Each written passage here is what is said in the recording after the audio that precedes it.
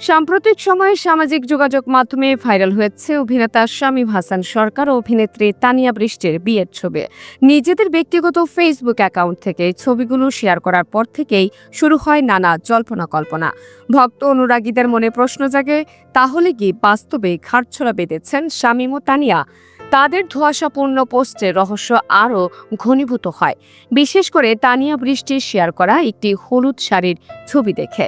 একই দিনে তিনি হলুদ শাড়ি ও হলুদের সাজে ছবি পোস্ট করেন এবং ক্যাপশনে লিখেন থার্সডে স্টিকার।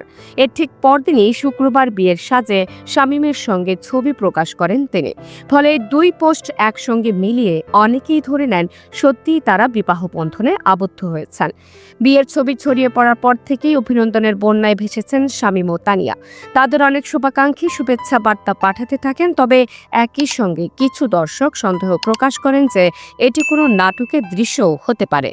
আগেও একাধিকবার নাটকের দৃশ্যে বিয়ের সাজে দেখা গেছে শামীম ও তানিয়াকে, কিন্তু এবার তারা শুরু থেকেই এই বিষয়ে নীরব ছিলেন, যা ভক্তদের মধ্যে বিভ্রান্তি আরও বাড়িয়ে তোলে।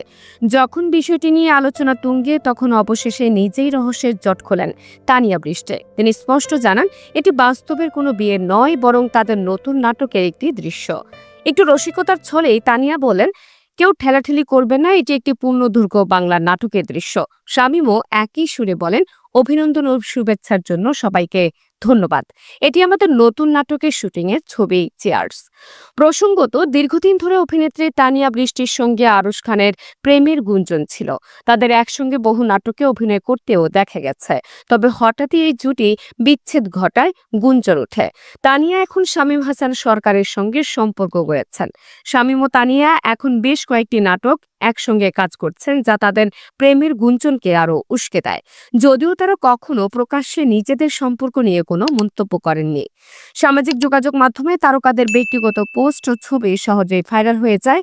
অনেক সময় বাস্তব ও অভিনয়ের পার্থক্য বোঝা কঠিন হয়ে পড়ে। শামীম ও তানিয়ার বিয়ের ছবির ক্ষেত্রেও তাই হয়েছে। তবে অবশেষে জানা গেল এটি শুধুমাত্র একটি নাটকের দৃশ্য, বাস্তবে নয়।